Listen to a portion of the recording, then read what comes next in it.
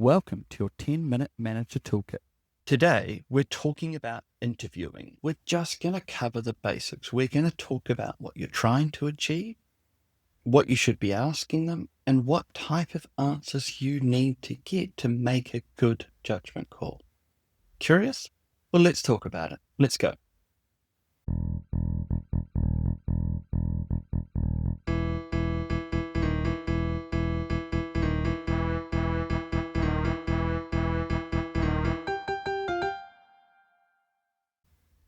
I'm never entirely sure whether or not I'm explaining something to you that you know. My defense is, well, if you think you know it, then you just won't listen to the episode. The fact that you clicked and listened, at least there is the self-selection in, I'm not blaring this into your eardrums unwittingly or involuntarily, but I'm always worried that I'm teaching you how to suck eggs. Having said that, interviewing is one of these things that most people know sort of, but almost everybody, unless they are a recruitment professional, will worry that they're making a mistake. So let's talk about some of the fundamental concepts that are happening in an interview. So I'm going to break them down. Let's start with the basics. What are we trying to achieve in an interview? The interview, you're doing essentially two things. One, you're meeting the person face to face and you are getting an intrinsic feel for their personality, their approach, their mindset, and how they just maneuver as a human through this complex world that we live in, and whether or not you think you could get on with them. That is happening. That is an unavoidable reality. You could always do these things over the phone. You could always do these things on paper. But practically speaking, we want to meet people to just see how we, as social tribal animals, will interact and fit in with this person that we are essentially accepting into the tribe. The other side of it is that we are trying to gauge and assess and evaluate their competencies and establish whether or not they could do the job. When we are talking recruitment in general, we have to bear in mind it is an imprecise science.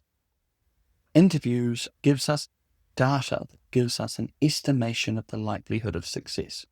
What we try to do through the whole recruitment process is essentially figure out what is the probability that this person will be good at their job in 6 months' time. We don't expect day one. We don't expect week one.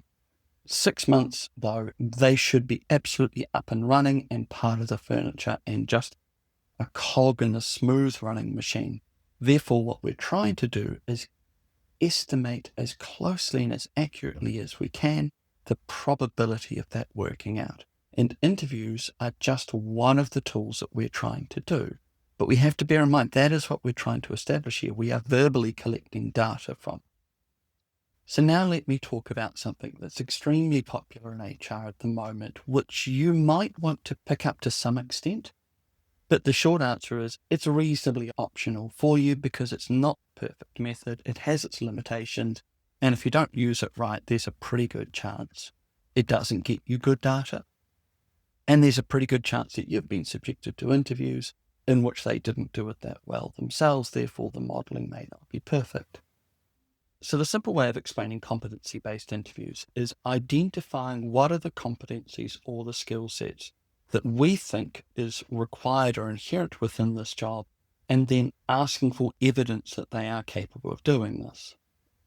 Specifically, what the theory does give us concrete evidence of you having done this in the past, because the argument is having done this in the past is our best way of determining their capability of doing it again in the future, their best probability that they will be able to do again in the future.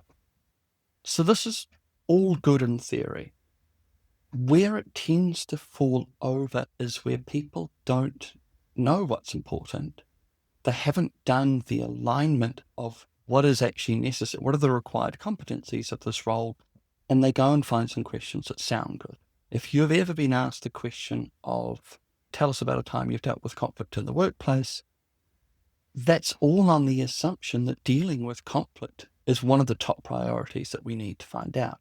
When the interviewer asks the question, tell us about a time that you have dealt with conflict in the workplace, they are saying, this is something that we need to know that you are competent in. That might be in the top 5. It could easily not be. Is that in your top 5? Is that even in your top 10 priorities? And it's important to think about this in terms of priorities. Because, and I could almost hear you, or some of you, rebutting me saying, oh, well, yes, that is an important thing. And if someone can't do that, that's going to cause friction. Okay, fine. That might be important, but how important? Is it more important than X?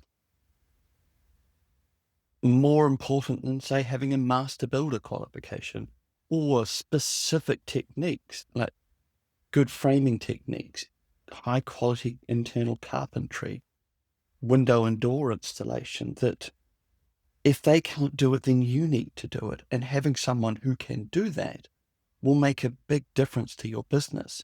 Is being good at that soft skill conflict stuff important, or is it the highly specific skills that could add a lot of value? Another way of thinking about this is, how many hours in a week are they going to be doing this? Is this every day there's going to be an hour of conflict? Is this going to be once a month, an hour of conflict, or once a year? So you do have to be a little bit mindful when you are applying a competency-based method. Well, what are the competencies I want to know that this person has? So we're going a little bit deep diving on that. What I'm essentially saying to you is, yes, you can do those things, so long as you are gathering data on what you actually need to know, not what feels like something you might want to know. You've just copied and pasted something out of context. So let me give you some useful advice. Let me give you something actual practical. You're walking into an interview. Beforehand, clearly identify, what is it that you want to know they can do? Are they nice? Are they friendly? Do you like them? That's going to happen, but we don't want to run the risk of just hiring people that we like. We want to focus in on, what are the 4 to 5 things I need to know that they are good at in order for me to have any sense of their capability to be successful in 6 months' time. You are gathering data verbally, whether or not they will be able to make it and deliver and fit in and perform. Be part of the machine like everybody else. I'm not going to tell you what those 4 or 5 things are. They can be very specific. They can be, do they have experience in this sort of thing? Have they done this type of physical work? You could provide me better examples than I could of the type of stuff that you want that person to be able to do. Figure out your 4 to 5 things, even if it's only 3, not a problem. So long as you know what you need to know, and then you talk to them about it, and you ask them more and more details, and you just talk and you dig and you question, and you very quickly find someone who hasn't done it. And here's some real magic. Here's some real insight for you. This is something to keep an eye out for. If someone has not done it or only done it a little bit, they will lapse into the abstract pretty quickly and pretty easily. Oh, well, what you would do is, or what you should do is this. They don't talk about it in the past tense. They talk it about the present or the future tense. If they've done it lots of times, enough times to be like, oh yeah, well, this is what I do in these situations, they will talk in the past tense. I'm not saying that's the difference between good or bad, but that's a thing that you want to look out for. You're looking for a roofer, and you want to know, what do you do in these situations? The roofer who says, well, this is what I do in A, B, C, and D, that's going to give you more confidence than someone who says, oh, what I would do is this, or what you should do is this.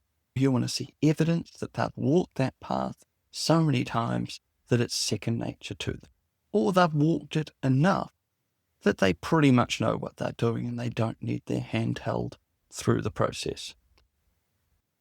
To keep interviewing really simple, figure out what you need to know they can do in order to be good at the job.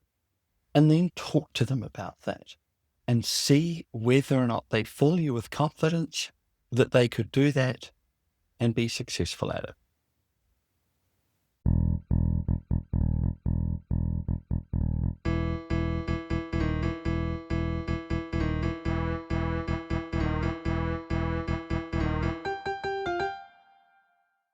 There's a lot to talk about with interviewing, and I'm going to need to do another one of these. Most people are okay at it. There's lots to learn. There's lots of opportunity to improve. So I think I'm going to need to do another one. I'll probably even write some articles. As always, the little plug at the end. One option is looking at our website, Managing Medical. Yes, it's focused on healthcare, but if you're managing white-collar professionals, you'll probably find everything perfectly relevant. Alternatively, if you're a little bit more industrial or industrial in nature, have a look at our website, Managingtradies.nz. Alternatively, you can check out my other podcast, Your 12-Minute HR Lesson. There we're still talking about how to manage people, but we're going a little bit deeper. We're getting a little bit more philosophical and psychological about how people fit together in a workplace. Have a look at that, Your 12-Minute HR Lesson. Otherwise, I'll catch you all next time.